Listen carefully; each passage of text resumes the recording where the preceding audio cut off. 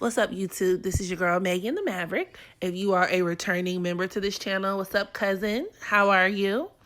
If this is your first time joining me on today, be sure to hit that subscribe button to join the family. It's free 99, and you know you want to.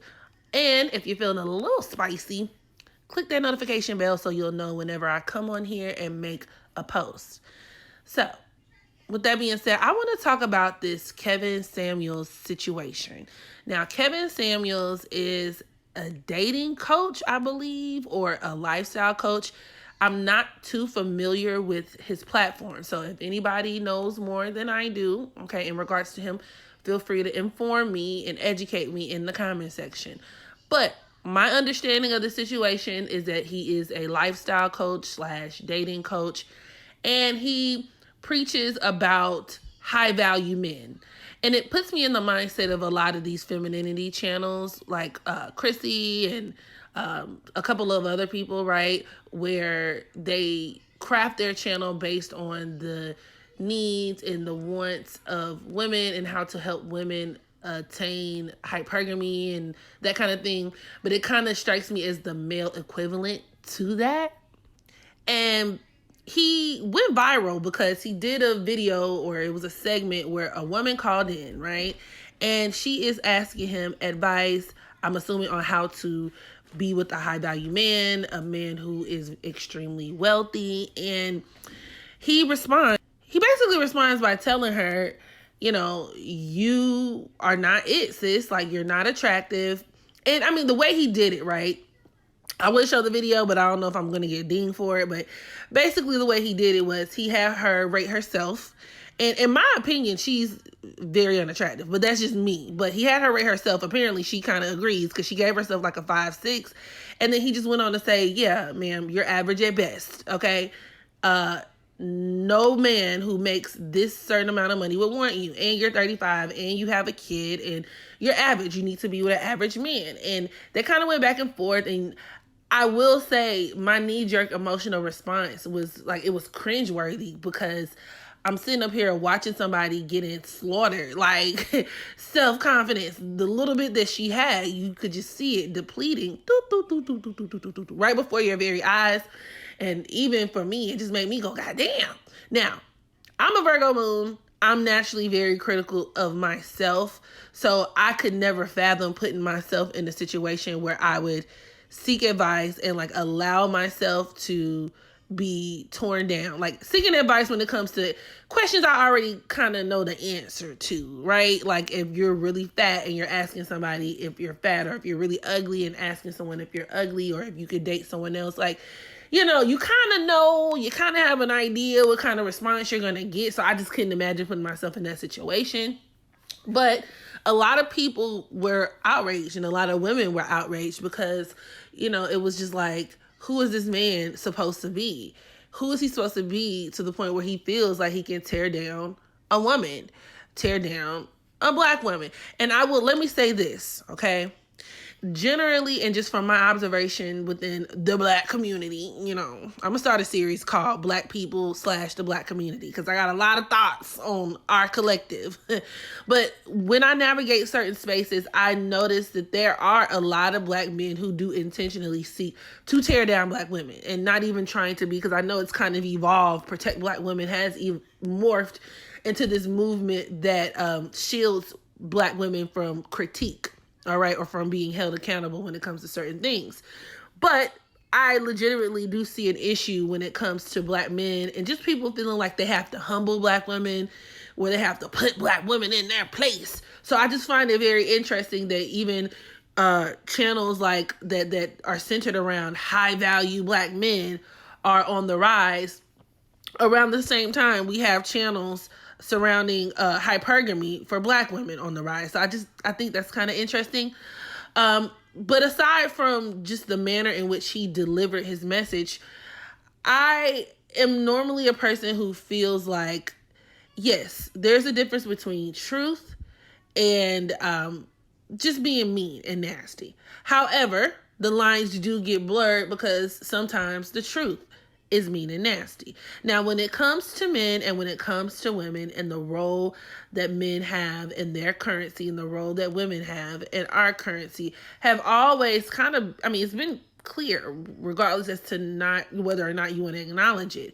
And that being men are pretty much, because we live in a patriarchal society, they are closely aligned with, money, right? Power, status.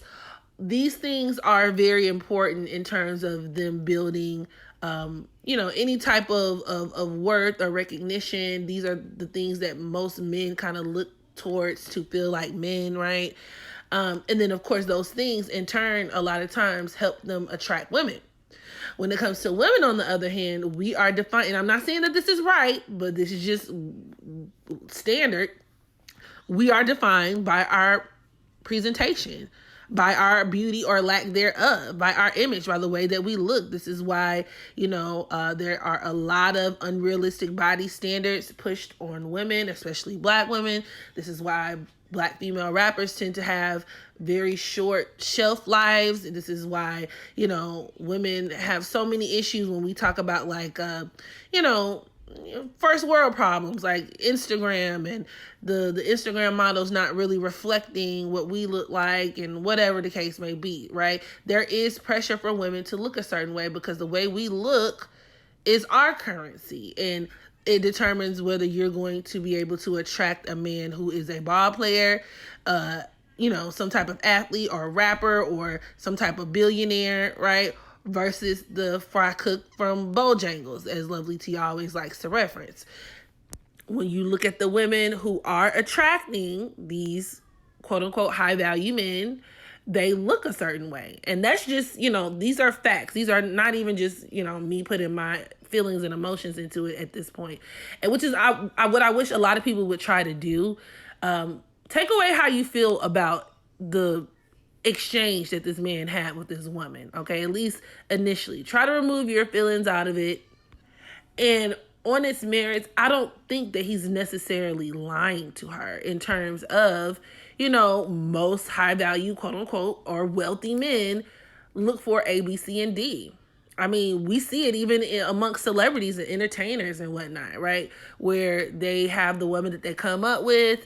She gets a little older. They've been in Hollywood for a minute. They do, the old upgrade. Swap her out for somebody younger, right? Maybe who fits more of those societal beauty standards and whatnot. So I said all that to say, I don't think he was wrong for what he said. Now, we can talk about the manner in which he delivered the message. Because even towards the end, he was saying, you broads. Like, honestly, once he called me a broad, I probably would have cussed him out. Like, because, bitch, watch your mouth. Who is you talking to, first off? Like, let's settle down with your skittle diddle, no hair in the middle, head ass. Like, I'm going to need you to, like, he was doing he was doing the most. Putting 20 on 10, putting 50 on 10. But, I will say this, though. A lot of men who really pride themselves on giving out this dating advice and this type of information to women, I noticed that there is really no vested interest in really helping improve the lives of these women. A lot of times it's done from the vantage point of, yes, it's fact, right? But the fact, I feel like, is a mask. The fact-based rhetoric is a mask for ill intent, okay? And I say ill intent because if you really cared about a person, which ultimately is where advice comes from in general, like we don't offer or even agree to give advice to people that we just completely do not care about, don't give a damn about, or at least that's how it works in my mind. So in that respect, when giving people advice, one would think there will come a point where you could give or provide some type of constructive feedback. So I can tell you what you're not, and I can tell you the facts as they are. But if I care, I would then also give you some solutions, okay? For example, let's say a morbidly obese woman comes up to you and asks you, do you think Chris Brown would date her. Okay, the facts are, ma'am, hell no. And let's say she's a dark skinned, bigger, morbidly obese woman. Ma'am, you're dark skinned. He does not like dark skinned women. Okay, he's clearly a colorist, and you're morbidly obese. Unless you're going to date a man who has like a fetish for morbidly obese women, you're not going to have luck with Chris Brown or Jeffrey Brown or many other Browns. However, if that is what you're hell-bent on achieving and striving for, I would suggest you do A, B, C, D, E, F, G. And that's where the difference between these male-centered, level up channels and high-value channels differ from the female-centered channels where a lot of these women are, preaching about leveling up. I noticed that women place more emphasis on building the women up, right? Not necessarily shielding them from reality or shielding them from rejection. It's more so given from the vantage point of, okay, this is not what you deserve at this moment, but we all have options. Life is, is full of choices. Even when it comes to my own personal life, I've made the decision to take my own health. Me and a couple of really close friends of mine have made a pact to really take our health and to take our physical appearance a lot more seriously than we have in the past, just because we recognize the world that we live in. So that's just reality. Women, your looks do matter, but it depends on what you're trying to achieve and what you're trying to get. If you don't care, then you just don't care, and you don't have to care, right? Nobody says the male gaze and validation is the end all be all. Be you, be happy. But if you want to, get that head, get that bread, then leave, you might need to play the game. And the game has rules. So either follow the rules or don't follow the rules. And people are entitled to tell you that you don't meet certain specifications and qualifications. My issue with this man, once again, is just I feel like his intention when he's doing these type of segments and having these conversations in general are not from a place of actually giving a damn. Okay, especially when we're talking about Black women.